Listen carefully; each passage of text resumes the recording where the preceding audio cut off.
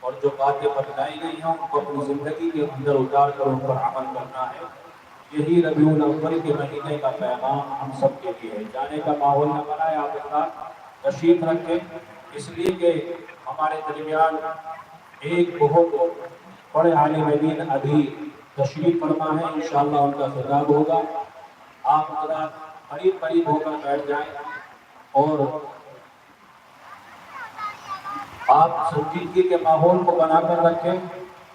اور جو باہر حضرت کو روانہ کرنے کے لیے گئے ہیں وہ مسافہ وغیرہ ملا کر اگر ان کو ہے جلدی سے واپس جلسہ گاہ میں تشریف لے آئیں۔ ایک اعلان سماعت فرما لیں کہ 20 ستمبر جمعے کے دن مغرب کی نماز کے بعد مدرسہ اسلامی عربیہ عماد الاسلام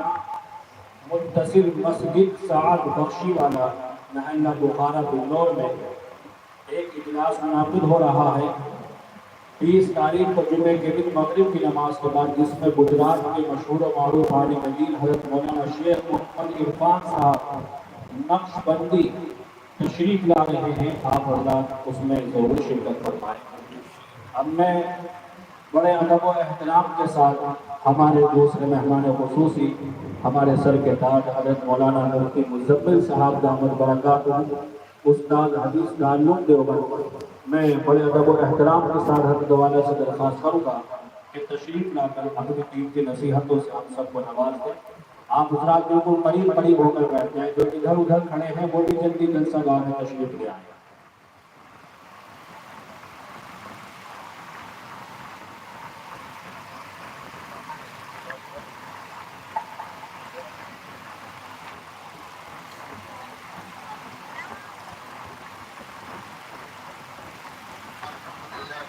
والصلاة والسلام على سيد الأنبياء والمرسلين محمد وعلى آله وصحبه أجمعين، أما بعد،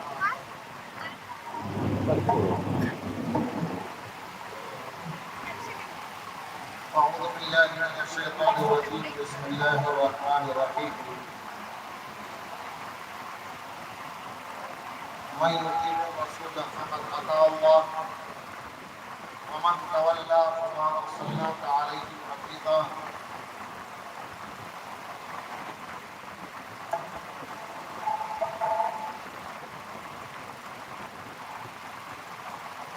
وقال النبي صلى الله عليه وسلم: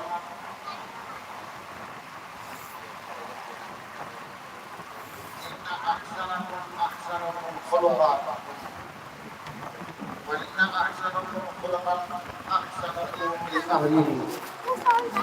وأنا أحسنكم لأهلي، أو كما قال عليه الصلاة والسلام۔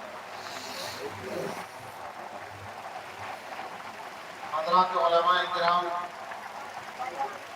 بزرگان دین اور نوجوان بھائیوں، مجھے احساس ہے کہ آپ یقیناً دن بھر کے کام میں مشغول رہنے کے بعد تقریباً 11 بج رہے ہیں اور یہاں تشریف فرما ہے تو آپ تھک چکے ہیں۔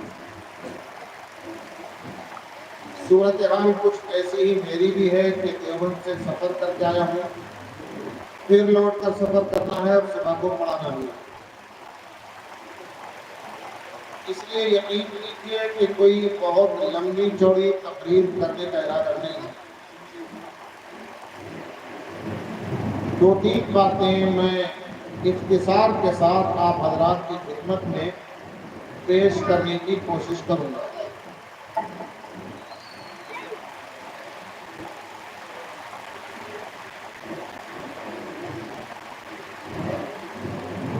آپ سن رہے ہیں حضرت مولانا محفوظ صاحب نے بیان فرمایا، پھر ہمارے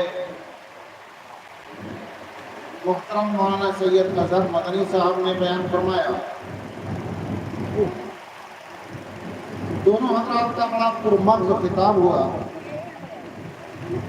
دونوں نے یہ بات کہی اور آپ کو پہلے سے معلوم ہے کہ یہ جلسہ نبی اکرم صلی اللہ علیہ وسلم کی سیرت کے عنوان سے منعقد کیا جا رہا ہے۔ میری آپ حضرات سے گزارش یہ ہے کہ مل کر بیٹھ جائیں، ذرا قریب کو ہو جائیں۔ جو حضرات پیچھے بیٹھے ہوئے ہیں وہ بھی ذرا تھوڑی سی اٹھنے کی زحمت برداشت کر لیں اور مل کر کے بیٹھ جائیں۔ ماشاءاللہ بہت اچھی بات ہے۔ عام طور پر جلسوں میں دیکھا جاتا ہے کہ لوگ بات مانتے نہیں ہیں، لیکن یہاں تو ایک درخواست پر ہی لوگ اٹھ کر کے مل کر کے بیٹھ گئے۔ اللہ آپ حضرات کے جذبے کو قبول فرمائے۔ میں یہ کر رہا ہوں کہ جلسہ سیرت کا ہے اور سیرت پر بیان کرنے والے کسی بھی مقرر کی پریشانی یہ ہوتی ہے کہ بیان کرے تو کیا کرے، چھوڑے تو کس پہلو کو چھوڑے۔ نبی اکرم صلی اللہ علیہ وسلم کی 63 سالہ زندگی کا ایک ایک منٹ بیان کرنے کے لائق اور اتباع کے لائق ہے۔ میں آپ کو ایک بات یاد کر دوں، ابھی جو 2-3 باتیں مجھے یاد کرنی ہے وہ تو میں کروں گا انشاءاللہ۔ میں ایک بات یاد کر دوں کہ سیرت کے بیان پر عام طور پر یہ سمجھا جاتا ہے کہ نبی بننے کے بعد 23 سالہ دور کو بیان کر دیا جائے۔ میرا یقین ہے کہ اگر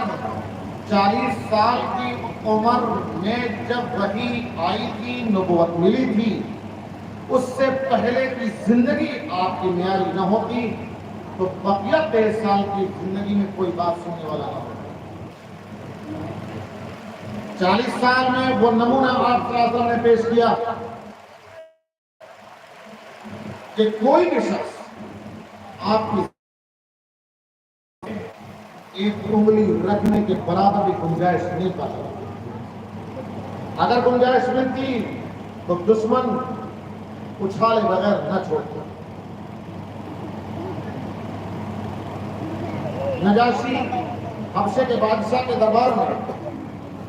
مشرکین مکہ کے ایک وفد سے شاہ حبشہ نے پوچھا، کیا کبھی تم نے اس شخص کی زبان سے جس نے نبوت کا دعویٰ کیا ہے کبھی خیانت دیکھی ہے، کبھی وعدہ خلافی دیکھی ہے، کبھی جھوٹ دیکھا ہے؟ ابو سفیان اس وقت میں تھے، کہنے لگے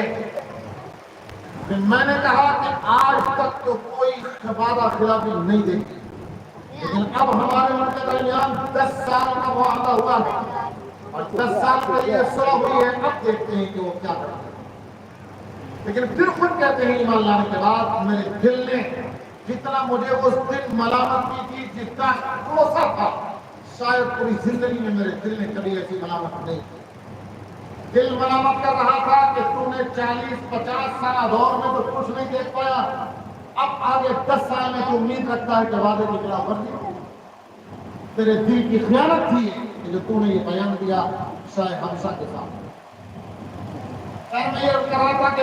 63 سالہ زندگی ہے، اس کا ایک ایک منٹ، ایک ایک پہلو نبی اکرم صلی اللہ علیہ وسلم کا بیان کرنے کا ہے۔ ولادت سے لے کر اس دنیا سے رخصت ہونے تک کا جو پورا زمانہ ہے، کوئی آن ایسی نہیں کہ جس میں انسانیت کے لیے سبق نہ ہو۔ اور میں تو ایک تقریر کرنے بیٹھا ہوں، آدھا گھنٹہ، زیادہ سے زیادہ 40 منٹ، اور ویسے تو حضرت تھانوی رحمۃ اللہ علیہ نے لکھا ہے کہ سامعین اور مجمع کے دلوں میں جیسی تڑپ، جیسا جذبہ اور جیسا خلوص ہوتا ہے، اللہ تعالیٰ بیان کرنے والے کے دل میں اسی کے مطابق آتا ہے۔ تو اگر میری بات لمبی پڑے تو میں پہلے ہی کہہ دوں کہ غلطی میری نہیں ہوگی، آپ کی غلطی ہوگی کہ آپ اپنے دل میں ایسا جذبہ لے کر کیوں بیٹھے گے۔ لیکن اگر جذبہ ہے تو میں دعا کروں گا کہ اللہ تعالیٰ آپ کے جذبے کو مزید محفوظ لگائے، برکت عطا فرمائے۔ تو میں تو ایک مقرر ہوں، 30-40 منٹ کا میرا معاملہ ہے۔ ایسے ایسے علماء، علامہ سہیلی ایک ہیں، روض العنف کے نام سے 6 جلدوں میں کتاب لکھی، 3000 صفحات پر مشتمل۔ آخر میں لکھ کر کے گئے کہ حق یہ ہے کہ حق ادا نہ ہو سکا۔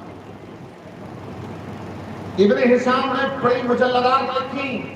اور سیرت پر لمبی چوڑی معتبر ترین کتاب لکھنے کے بعد اعتراف کیا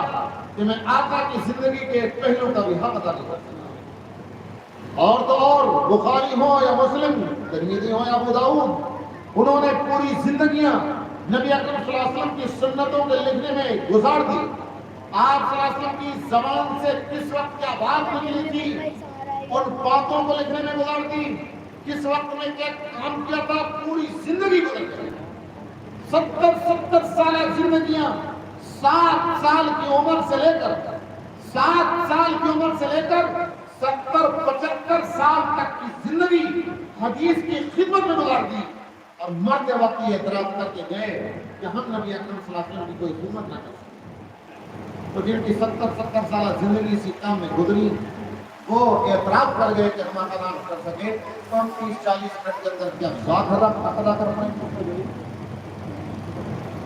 اب سنیے، مجھے 2-3 باتیں یاد کرنی ہیں، پھر میں اپنا راستہ لوں گا انشاءاللہ۔ پہلی بات یہ،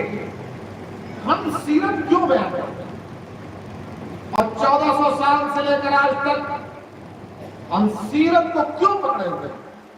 نبی اکرم صلی اللہ علیہ وسلم کے ساتھ تو ہم اپنے سینے سے، دل و دماغ سے کیوں نہیں نکالتے؟ ہم کیوں اپنے سینے سے چپکائے ہوئے ہیں؟ اور ہم اغیار کو بھی علامت دیتے ہیں کہ دیکھو یہ زمانہ ہو تو، پچھلا زمانہ تھا تو، اور آئندہ جو دن آ رہا ہے بگڑے ہوئے حالات کا رہا ہے، حالات کا رخ غلط سمت اختیار کر چکا ہے، غلط راستے پر چل رہا ہے۔ جو زمانہ آگے بڑھے گا اتنے حالات بگڑتے چلے جائیں گے، اور ہم اغیار سے بھی، برادران وطن سے بھی، دنیا کے ہر دھرم اور ہم مذہب کے ماننے والے سے ہم یہ درخواست کرتے ہیں، ہر وقت یہ دعوت دیتے ہیں کہ دیکھو امن و امان اگر چاہیے تو محمد کی زندگی پر آنا ہوگا۔ کیوں ہم یہ کوئی ہم پاگل ہیں کہ ہم یہ کہہ رہے ہیں کوئی سائنٹفک اور واقعی علمی اور ثبوتوں کی بنیاد پر ہمارے پاس کوئی مضبوط بات ہے کہ جس کی بنا پر ہم سیرت کی دعوت دیتے ہیں؟ اس کو میں سمجھانا چاہتا ہوں، اور ایک دو بات عرض کر کے میں کوشش کروں گا کہ آپ سمجھ سکیں کہ ہم سیرت کو کیوں پکڑے ہوئے ہیں، کیوں نہیں چھوڑنا چاہتے اور کیوں نہیں چھوڑیں۔ میں اس کو پہلے تو ایک مثال سے سمجھاؤں گا۔ دیکھیے، دنیا میں یہ سمجھانا چاہتا ہوں کہ ہم سیرت کو کیوں پکڑے ہوئے ہیں اور کیوں پکڑنا ضروری ہے۔ دنیا میں بہت سی مشینیں بنانے والے بڑے بڑے کارخانے ہیں۔ جب کوئی دنیا کا بڑا سائنٹسٹ، سائنس کا، ٹیکنالوجی کا ماہر کوئی نئی مشین پیش کرتا ہے، جیسے کمپیوٹر آیا دنیا میں، بہت سی نئی مشینیں آئیں، آج کل موبائل ہے، ایک سے ایک اپڈیٹ اس کی آتی رہتی ہے، نیا ورژن آتا رہتا ہے، نیا ایڈیشن آتا رہتا ہے، لیپ ٹاپ ہے، نئے اس کے ایڈیشن آتے رہتے ہیں۔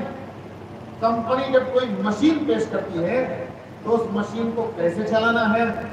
مشین کی عمر بڑھانی کیسے ہے، مشین کو خرابی سے کیسے بچانا ہے، اس کے لیے ہر کمپنی 2 کام کرتی ہے۔ ایک کام تو یہ کرتی ہے کہ ایک پمفلٹ شائع کرتی ہے جس میں ساری ڈیٹیل سے معلومات اس کی دی جاتی ہیں کہ یہ مشین کس کام کے لیے ہے، کیسے چلے گی، کیسے محفوظ رہے گی، خرابی سے کیسے بچے گی۔ دوسرے، ہر کمپنی مارکیٹ کے اندر میدان میں اپنے اس مشین کے ماہر اسپیشلسٹ آدمیوں کو اتار دیتی ہے کہ جائیے ہر ایجنسی پر ایک ماہر بیٹھا رہے اور مشین خریدنے والے کو وہ بتائے کہ کیسے کیا کرنا ہے، مشین کیسے صحیح رہے گی، کیسے صحیح کام کرے گی، کیسے لمبی عمر ہوگی، گڑبڑ ہونے سے، خراب ہونے سے کیسے بچے گی۔ 2 کام ہوتے ہیں، ایک پمفلٹ ہوتا ہے، کتابچہ ہر مشین کے ساتھ دیا جاتا ہے۔ کوئی کمپیوٹر خریدیے، کوئی موبائل خریدیے، آج بھی موبائل کے ساتھ ایک پمفلٹ آئے گا، اس کا تعارف، اس میں ڈیٹیل لکھی رہتی ہے کہ ایسے چلانا ہے، ایسے خراب ہونے سے بچے گا، فلاں چیزیں خراب کرنے والی ہیں، فلاں چیزیں صحیح رکھنے والی ہیں۔ اور ایک آدمی ماہر ہوتا ہے، ہر بڑے شو روم میں چلے جائیے، کسی بھی کمپنی کے ایجنسی میں چلے جائیے، ایک بہترین مستری، ایک اگر کوئی مشین ہے تو اس کا جاننے والا IITian کوئی نہ کوئی وہاں پر ٹیکنیشین موجود ہوتا ہے جو تمام رہنمائی کرتا ہے۔ اگر آپ اس بات کو جانتے ہیں اور پہلے سے یقیناً جانتے ہیں تو آپ سمجھیے، میرا دعویٰ ہے اور پورے وثوق کے ساتھ دعویٰ ہے، اس دنیا کے اندر اور جدید ٹیکنالوجی کو سامنے رکھ لیجیے، ٹیکنالوجی کتنے ہی بلندی پر پہنچ گئی ہو اور پہاڑوں کی چوٹیوں کو سر کر کے چاہے آج جدید ٹیکنالوجی چاند پر کمر ڈال رہی ہو اور چاند پر جا کر کے ٹھہر رہی ہو، زہرہ اور مریخ کی تلاش میں ہو، اگر سورج کے اوپر آبادی بسانے کی تلاش میں بھی ہو، پھر بھی میرا دعویٰ ہے، پوری گارنٹی کے ساتھ کہتا ہوں کہ یہ جو مشین ہماری باڈی کی شکل میں رکھی ہوئی ہے اور اللہ تبارک و تعالیٰ نے جو یہ مشین ہماری بنائی ہے، اس مشین سے زیادہ لیٹسٹ مشین اور اس سے زیادہ جامع مشین اور اس سے زیادہ نازک اور حساس مشین آج تک کسی کمپنی نے دنیا کے اندر لانچ نہیں کی ہے، دنیا کے اندر نہیں ہوتا ہے۔ آپ میڈیکل سائنس کے ماہرین سے پوچھئے، اس مشین کو 24 گھنٹے کے اندر 23,000 سے زیادہ مرتبہ سانس آتی کیسے آتی ہے؟ ان سے پوچھئے میڈیکل سائنس سے تعلق رکھنے والوں سے کہ ہماری اس مشین کے اندر اور اس باڈی کے اندر کئی لاکھ رگیں ہیں، وہ بڑی بڑی رگیں کہ جو پورے جسم کے نظام کو سنبھالتی ہیں، وہ رگیں اتنی لمبی ہیں کہ 40 میل سے زیادہ لمبی، اور اگر ان رگوں کو بھی دیکھ لیے جائے جن میں خون دوڑتا ہے اور جسم کے رونگٹے تک وہ رگیں ہماری خون پہنچاتی ہیں، تو ان کی تو کوئی حد ہی نہیں ہے کہ کس قدر لمبی وہ رگیں ہیں۔ اور اگر میڈیکل سائنس والوں سے پوچھیں کہ ہم کے اندر کتنے خلاجات ہیں، کتنے جراثیم ہیں اور کیا کیا جراثیم کام کر رہے ہیں، کون سے مثبت ہیں، کون سے منفی ہیں، کون سے پوزیٹو ہیں، میڈیکل سائنس ماہرین سے پوچھئے، آپ کو سائنس کے ماہرین بتا دیں گے کہ جو انسان کے جسم کے اندر مشین کام کر رہی ہے، اس مشین سے زیادہ لیٹسٹ مشین دنیا کے اندر آج تک نہیں۔ اللہ نے جو ہماری مشین بنائی، اب ہمیں اس مشین کو کیسے چلانا ہے؟ اللہ بنانے والے ہیں، اللہ اس کے موجد ہیں، اللہ اس کے خالق ہیں، خالق کے بتائے اصول کے مطابق اگر ہماری یہ زندگی چلے گی، یہ مشین چلے گی تو مشین کامیاب رہے گی، مشین مقصد کو ادا کرتی رہے گی، مشین کی عمر لمبی ہوگی۔ اور اگر اس مشین کو بنانے والے، پیدا کرنے والے اللہ تبارک و تعالیٰ کی ہدایات کو چھوڑ کر غلط طریقے سے چلایا، مشین برباد ہو کر کے رہ جائے گی۔ اور کمپیوٹر جو اندر سے خراب ہو چکا ہو، باہر سے ڈھول کی طرح دکھائی دے رہا ہو، یہ مشین بھی باہر سے ڈھول کی طرح دکھائی دے گی، اندر سے خراب ہو چکی ہے۔ کمپنیوں کی طرح جیسے پمفلٹ آتا ہے، ماہرین آتے ہیں سمجھانے کے لیے، اللہ نے اس مشین کو صحیح روح پر چلانے کے لیے اور اصول اور ضابطے کے مطابق چلانے کے لیے اللہ تبارک و تعالیٰ نے قرآن کریم دیا ہے۔ اس کے الف لام میم سے لے کر اور سورہ ناس کے اخیر تک اس زندگی کو اور اس جسم کی مشین کو چلانے کے ضابطے اصول بیان کی ہیں۔ اگر قرآن کریم کے ایک قاعدے سے، ضابطے سے ہٹ گئے تو ہماری مشین بگڑ گئی۔ چاہے ظاہر میں ہمیں دکھائی دیتی ہو کہ مشین چل رہی ہے، پھر رہی ہے، سو بھی رہی ہے، کھا بھی رہی ہے، ہنس رہی ہے، کھیل رہی ہے، بول رہی ہے، مشین سب کچھ کام کر رہی ہے، لیکن جس مقصد کے لیے اللہ نے اس مشین کو بنایا ہے، وہ مقصد اس کا بہت ہوگا اور مقصد اس کا بڑا نہیں ہوگا۔ اگر یہ پورا کھڑا ہو اور اندر سے کچھ بھی ہو، جل چکی ہو، ہوا نہ دے، تو اس باڈی کے کھڑے رہنے کا کیا سمجھ لیجیے؟ انسان کی یہ باڈی اگر قرآن کے ضابطے سے ہٹ گئی ہے تو اس کا موٹر کچھ چاہے باڈی بڑی ہوئی دکھائی دے رہی ہے، لیکن مقصد سے ہٹ چکی ہے، جیسے پورا ہوا نہیں دے گا، اس طریقے سے کم تک مقصد اور مقصد پورا نہیں ہوگا، کوئی فائدہ نہیں۔ قرآن کریم کو دستور کی شکل میں دیا اور نبی اکرم صلی اللہ علیہ وسلم کو شریعت کے ماہر اور قرآن کریم کے ماہر اور قرآن کریم کی شکل میں نبی اکرم صلی اللہ علیہ وسلم کو بھیجا اور قیامت تک کے لیے بھیجا نبی اکرم صلی اللہ علیہ وسلم کو، اور انہوں نے ایک چیز پر عمل کر کے دکھایا کہ دیکھو میں اپنی مشین جس طریقے سے چلا رہا ہوں، آخری سانس تک میری مشین مقصد پوری کرتی رہے گی۔ اس راستے پر چلو گے، اس طریقے سے مشین کو چلاؤ گے، اللہ راضی ہوں گے، اور اگر اس طریقے سے چھوڑ دیا تو اللہ تبارک و تعالیٰ جو بنانے والے کو ناراض ہوگا۔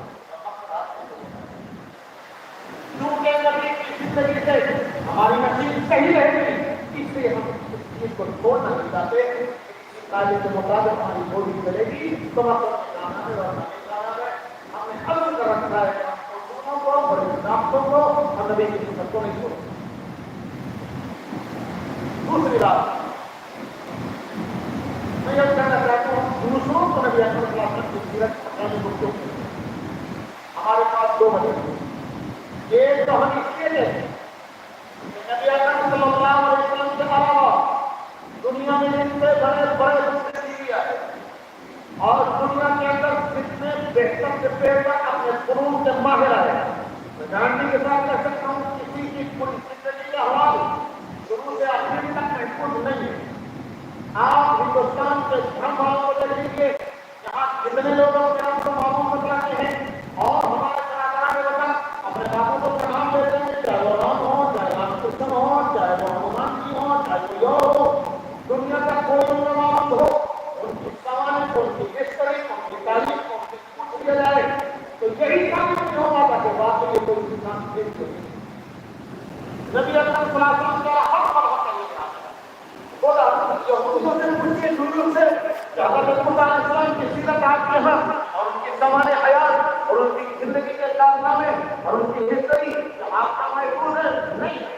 عیسائیوں سے پوچھیے حضرت عیسیٰ علیہ السلام کی زندگی کے پہلو آپ کے پاس موجود ہیں کیا کوئی کتاب ہے؟ ان کے پاس بھی نہیں ہے۔ عیسائی مسجد ہمارا نہیں ہے، بیگانہ ہے، ہمارا موقع نہیں ہے، منتقل ہے،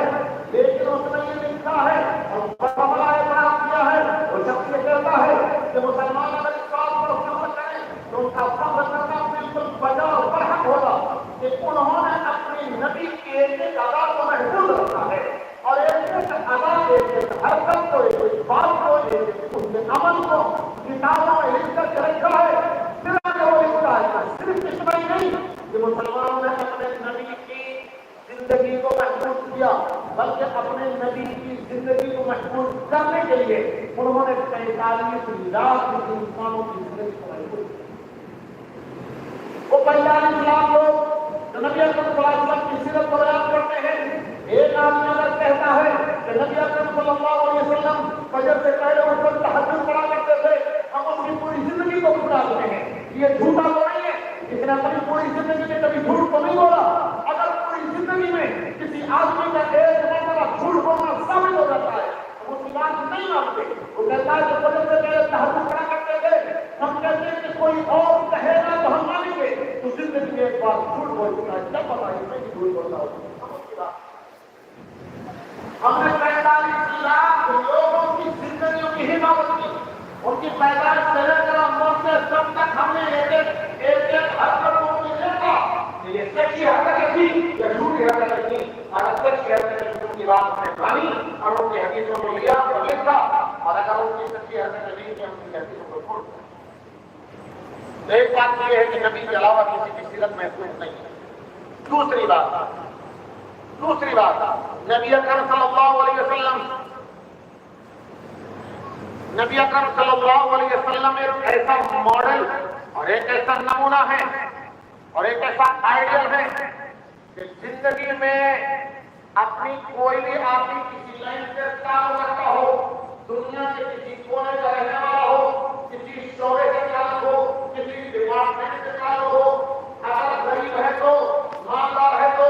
واقعے سے زندگی گزارتا ہے تو نبی کی زندگی میں واقعہ بھی دیکھ سکتا ہے کہ واقعے کی زندگی کیسے گزرتی ہے اور میرے آقا نے واقعے کے زمانے میں کیسے زندگی گزاری تھی۔ کوئی مالدار ہے تو